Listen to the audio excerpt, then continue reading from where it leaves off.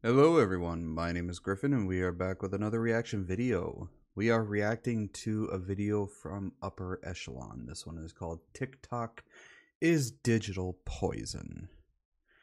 Now, in a lot of ways I can see how it's digital poison, but in other ways there have been plenty of things that TikTok has actually taught people. But let's see what Upper Echelon has to say, shall we?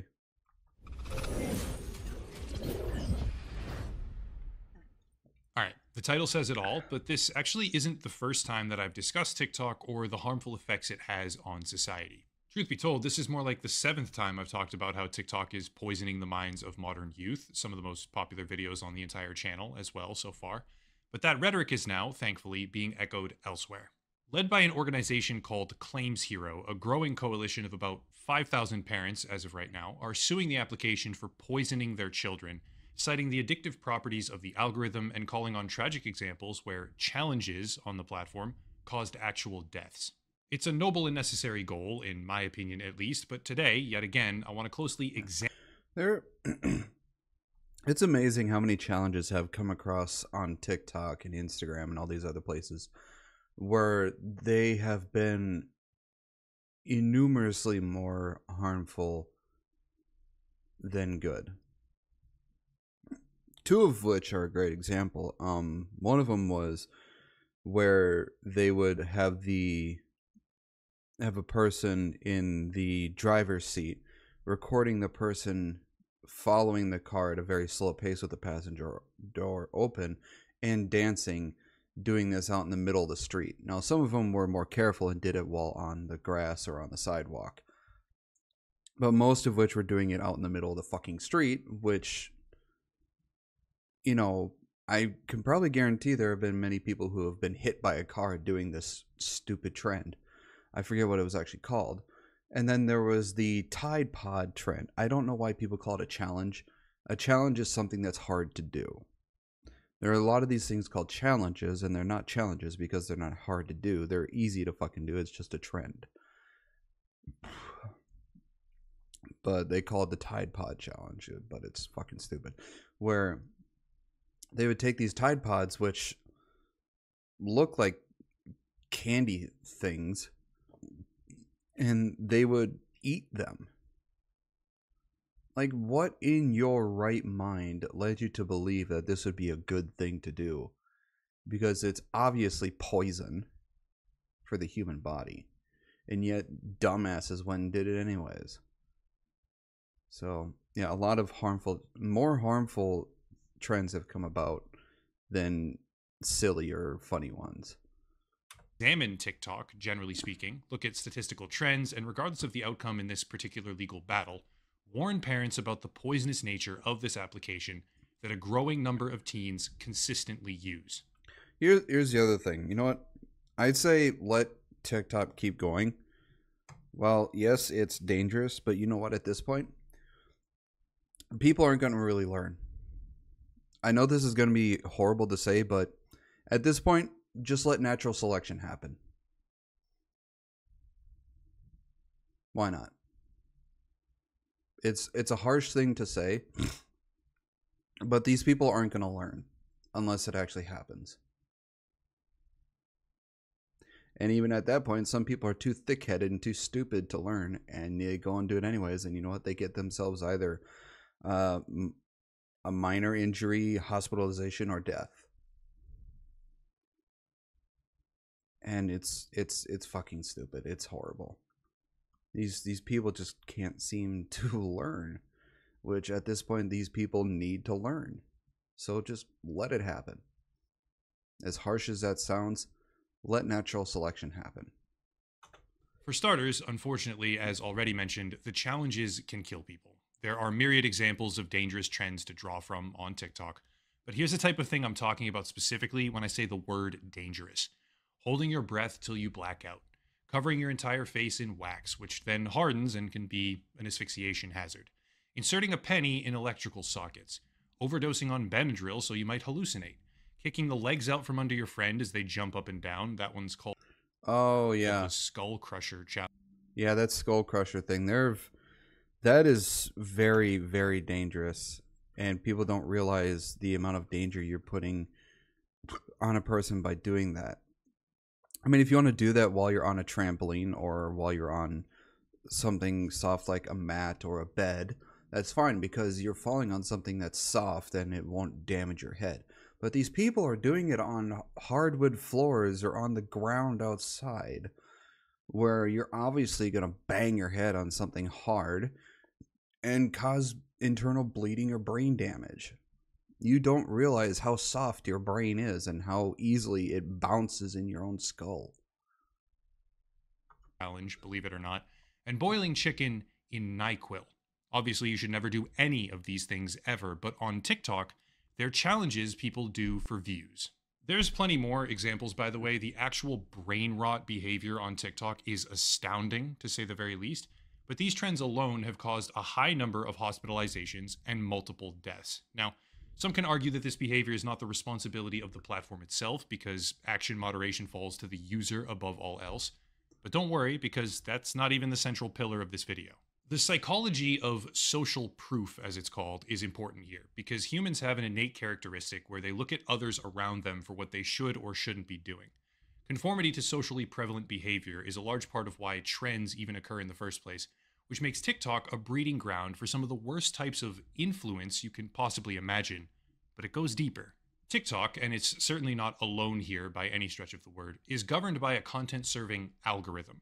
This algorithm decides what you will and won't see at any given point in time as you scroll, but TikTok is unique in the sense that you are effectively only ever browsing a central algorithmic feed. Obviously, knowing this, what that algorithm actually does is incredibly influential, and that's where things get scary. Rabbit hole. That's the term that matters here, and it refers to the propensity for TikTok's algorithm to rabbit hole its users into depressive, even suicidal content with extreme speed. According to analysis done by CCDH titled Deadly by Design, TikTok will serve body image and mental health related content every 27 to 39 seconds, depending on browsing habits. Self-harm, suicidal ideation, and eating disorder material began to rapidly appear soon after. You know, those kind of videos like this eating disorder and all this sort of other stuff where it glorifies this stuff. Those are the kind of videos that should be taken down and not allowed on this sort of stuff because you're glorifying stuff to essentially children.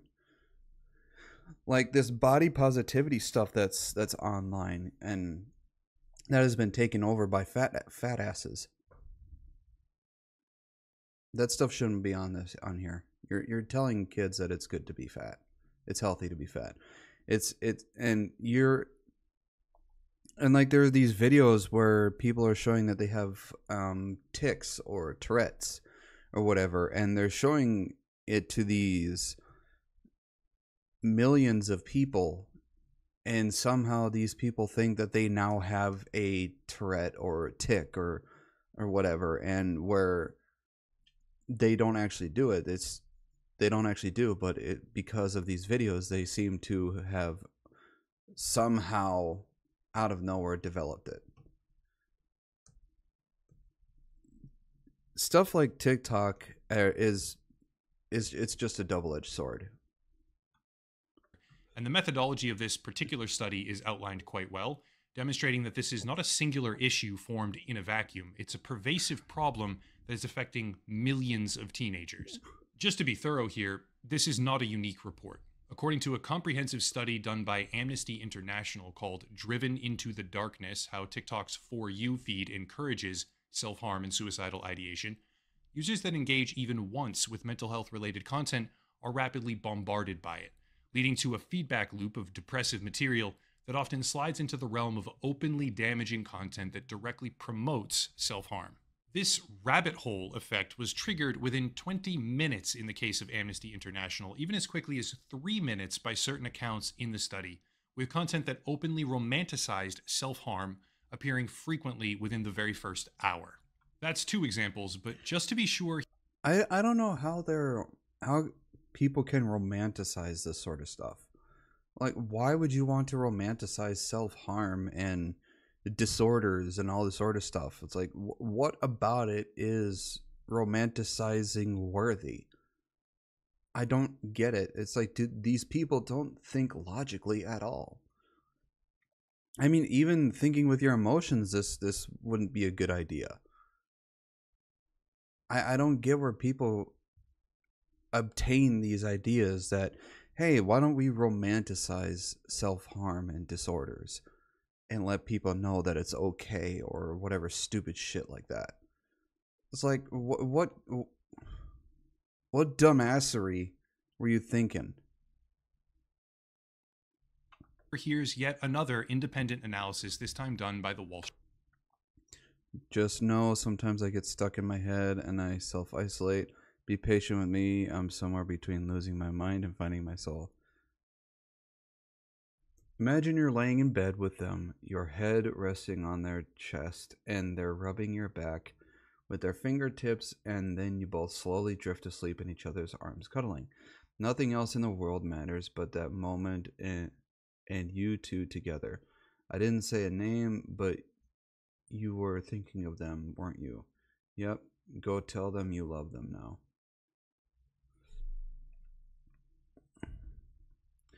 My last relationship taught me that the more you forgive them, the less they value and respect you. This is a Street lot. Journal, titled How TikTok's Algorithm Figures Out Your Deepest Desires. Once again, the demo account was rabbit holed, being served 93% depression related content within just minutes, culminating in a scenario where pretty much the only content they were ever served outside of that rabbit hole were advertisements. These findings are quite obviously alarming, no doubt at all about that, but there's more. Contained in a lawsuit between Utah's Division of Consumer Protection and TikTok, all the way down on page 42, we find this quote, concerns about the algorithm sending children into these downward spirals of depressive content have been circulating internally at TikTok since at least 2020, and likely well before. One former employee, Charles Barr, told his superiors that the algorithm was sending Generation Z users endless streams of depressing and suicide glorifying videos. A few months after raising the problem, TikTok fired Barr. End quote. That's obviously troubling, knowing about an issue. It makes me worry for a lot of people. It's like when somebody realizes a problem and brings it up with the brass or with whoever, for some reason the person that found the problem and is bringing up the problem is terminated. Why? You shouldn't terminate people like that because they see a problem and they're trying to bring it up, and you're getting rid of them because you think, oh no, that's not a problem. Like, what the fuck is wrong with you? Issue and then firing the whistleblower is not a good thing to see. However, we also need to understand a general underlying shift when it comes to American youth that occurred relatively the same time. According to the Child Trends Teen Suicide Databank Indicator, in 2017, 17.2% of teenage girls in the United States, grade 9 to 12 specifically, had thought seriously about suicide. This is alarming on its own. Percentage of students in grade 9 to 12 who report they thought seriously about attempting suicide, attempted suicide, and their suicide attempts required medical attention. It's just, let's see, thought seriously about attempting suicide. For males, it was 11.9. For females, it was 22.1. Attempted, 5.1, 9.3. Medical attentions. It's really sad to see that it's kids.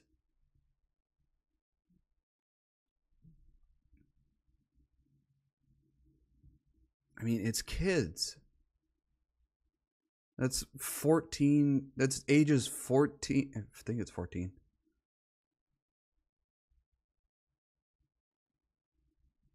Yeah, 14.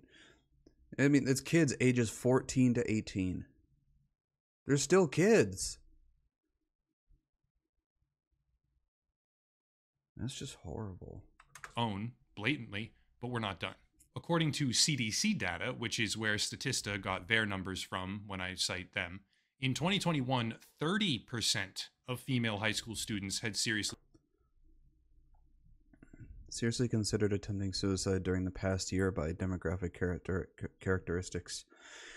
United States YRBS 2021.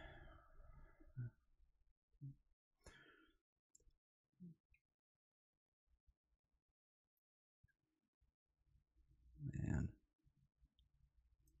Considered the same.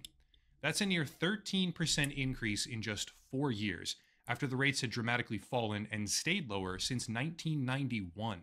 Now, the age old phrase here remains true: correlation does not necessarily equal causation. But TikTok, with its abundantly demonstrated depressive algorithm funnel for teenage users, became the most downloaded application in America in 2018, becoming one of the most prominent social media applications specifically for high school demographics ever since. Of course, I can't sit here and say TikTok is solely responsible, it is what did that, but I can sit here and say that promotional algorithms designed to be as addictive as possible absolutely prey on our susceptibility to negative content. If someone is vulnerable to this material, in particular, clicking, watching, or lingering on it for extended periods of time, all of which is tracked by the application. I'm on TikTok way too long. Like, when it's time for me to go to bed and I have work the next day, I usually go to bed around 8. I usually go to bed around 8 o'clock because I have to get up at 4:25 in the morning to get ready for work. I get distracted. It's like, you know what? I'm gonna go on TikTok for about 30 minutes to an hour, and then I'll go to sleep. Fuck, 3-4 hours later, I'm still on TikTok. I see the time, and I'm like, fuck, I should just go to sleep.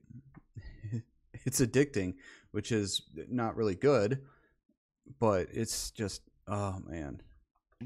The algorithm identifies that and serves it more. They want more watch time, more ads, and more engagement. So the idea that vulnerable people who are prone to overindulging in depressive content to begin with are then funneled into a deliberate rabbit hole where it's all that they see, well, it's not exactly far-fetched. Continuing that logical thread, it's also not far-fetched that this kind of targeted rabbit hole taking place at scale would have a noticeable impact on trend rates for suicide, as an example. And it's also not the first time that medical and mental health issues have appeared as a direct result of the TikTok platform. Seemingly hyper-susceptible to all of this, teenage girls in 2020 and 2021, respectively, began to demonstrate symptoms of neurological disorders, namely functional tics similar to those displayed by patients with Tourette's. While different in nature, these tics were medically determined to be uncontrollable for them and deemed to be a direct result of their viewing habits on TikTok, while content promoting, glorifying, and emphasizing. Yeah, it's like for me, I actually do have a legitimate tic, and it was from when I was a kid. I think I was misdiagnosed with, I think it was ADD or ADHD. I can't remember which, and I was prescribed Ritalin, which one of the side effects of Ritalin is developing tics. And I used to have a couple of them, but I got over all of them except one where I squeeze my eyes. And it's a tic I still have to this day. Now, there are a lot of people who are on TikToks who have legitimate tics or Tourette's, but then there are also tens, hundreds, millions of people who see these people who have legitimate tics or Tourette's, and they seem to emulate them or copy them and then think they actually have these when they've never been to a medical professional to see if they legitimately have these. It's like monkey see, monkey do. Tourette's and other tic-related disorders or behaviors had frequently been going viral at the exact same time. Posted by Harvard Medical, quote, "The first known examples of social media-induced sociogenic illness were recognized in the last year or two, a time coinciding with the pandemic. Neurologists began seeing increasing numbers of patients, especially teenage girls, with unusual involuntary movements and vocalizations reminiscent of Tourette's syndrome. After ruling out other explanations, the tics in these teenagers seemed related to many hours spent watching TikTok videos of people who reported having Tourette's syndrome and other movement disorders. Posted by social media influencers, these videos have billions of page views on TikTok." End quote. Now, given their hypersusceptibility and clearly demonstrated tendency to exhibit symptoms based on social media usage, why then would it be unlikely that this same demographic, the exact same demographic, is increasingly impacted by depressive content and self-harm glorification when aggressively funneled into it by a content-serving algorithm? Answer: it isn't. TikTok is digital poison because TikTok has a clearly demonstrated financial incentive to be as addictive as possible, and one of the ways that is now manifesting itself is by rabbit holing anyone who is mentally vulnerable, driving them further and further into a spiral of extreme mental health focused content where teenage girls in particular seem to be most vulnerable. And also, this is not something where it just discusses the topic of, let's say, self harm or suicide. It's glorification, it's directly pushing it, it's ideation, it's bad. Taking all of this into consideration, let's go back to the original lawsuit facilitated by Claim Zero. These 5,000 parents mostly include people like Brittany Edwards, who discovered posts on her daughter's TikTok account indicating thoughts of self harm.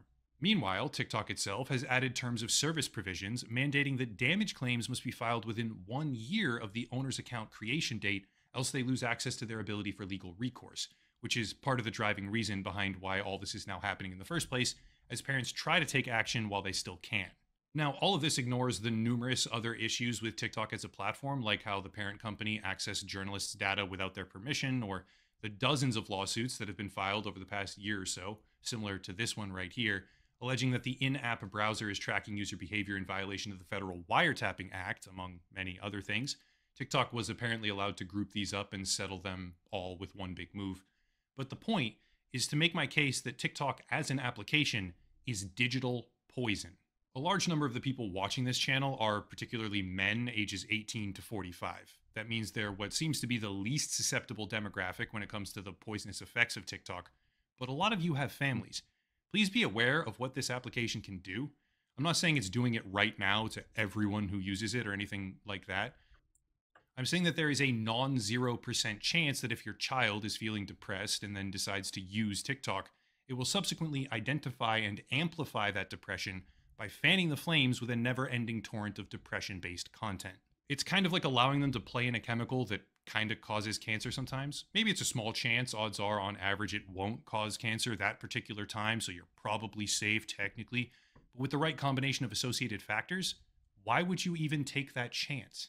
Ultimately, it's not the first time I've criticized TikTok as a social media platform, and it certainly won't be the last. But in my view, it's necessary because, for better or for worse, the application is now a noticeable part of modern youth culture. I hope that changes, but it doesn't look to be changing anytime soon.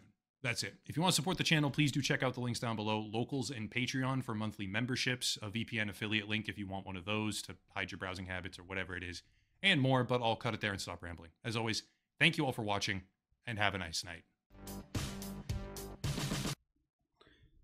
Yeah, I mean, in a lot of ways, it is digital poison because of all the stuff that's on there. You know, the dumbass trends, the depression stuff, the glorifying self-harm, glorifying fatness, glorifying all this stuff that shouldn't be glorified at all.